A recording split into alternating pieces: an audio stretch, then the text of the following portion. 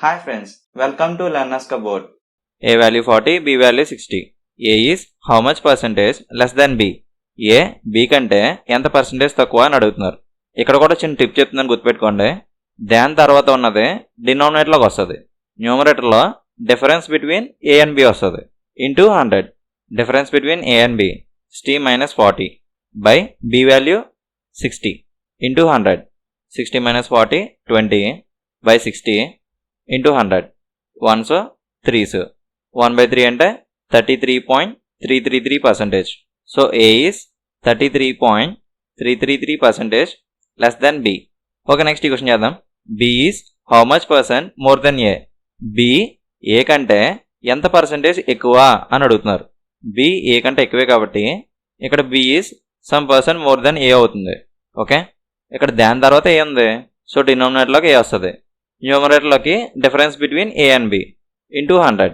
Difference between A and B 40కి 60కి difference 20 by A value 40 into 100. 1s 2s half అంటే 50%. So B is 50% more than A.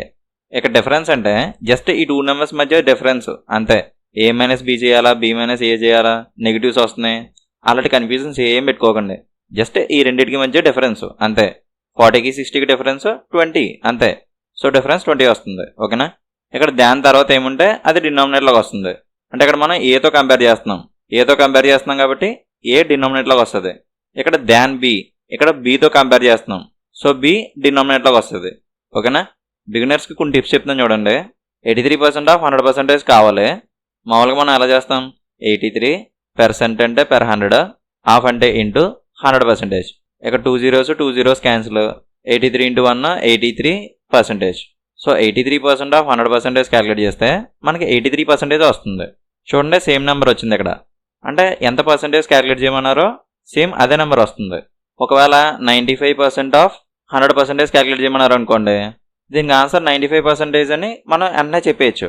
మళ్ళీ ఇంత calculation అవసరం లేదు, ఎందుకంటే 95/100 ఇంటూ 100% వస్తుంది. 100 అంటే క్యాన్సిల్ అయిపోతే మళ్ళీ 95% వస్తుంది అక్కడ.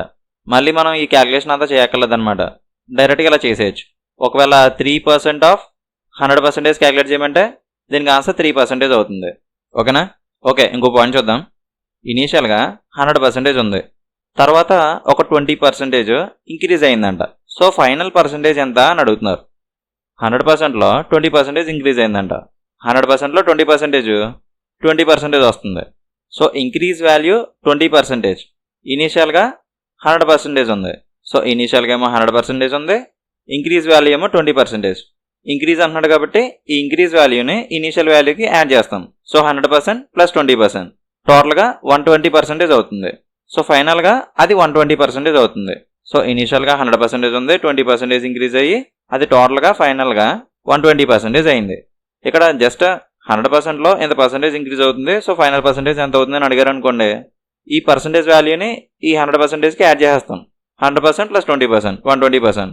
అలా కాకుండా ఒకవేళ ఒక 83% ఇంక్రీజ్ అవుతుందని ఇచ్చారనుకోండి, 100% ప్లస్ 83% 183% వస్తుంది.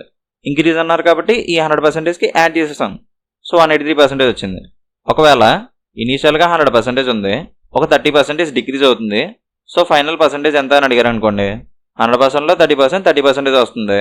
డిక్రీజ్ అన్నాడు కాబట్టి 100% నుంచి ఈ 30% సబ్ట్రాక్ట్ చేసేస్తాం.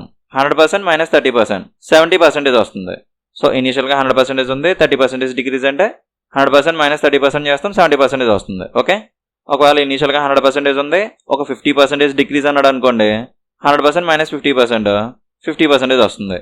ఓకేనా, లేదు నేను మొత్తం అంతా రాసుకుని క్యాలిక్యులేట్ చేస్తానంటే 30% ఇంటూ 100%, ఇక్కడ మళ్ళీ జీరోస్ క్యాన్సిల్ చేసుకుని ఇక్కడ 30% వస్తుంది, మళ్ళీ ఈ వచ్చిన వాల్యూని 100% నుంచి సబ్ట్రాక్ట్ చేస్తాను అని ఈ స్టెప్స్ అన్ని రాసుకుని చేయాలంటే చాలా టైం పడుతుంది. అంత అవసరం లేదు, అస్సలు ఎంత అవసరం లేదు. జస్ట్ మనం మైండ్లో క్యాలిక్యులేట్ చేస్తాం అంతే. ఇనీషియల్గా 100% ఉంది, 30% డిక్రీజ్ అవుతుందంట, సో 100% మైనస్ 30% చేస్తాం, 70% వస్తుంది. ఓకేనా, ఒకవేళ ఇంత పర్సెంటేజ్ ఇంక్రీజ్ అని ఇస్తే 100%కి యాడ్ చేసేస్తాం అంతే.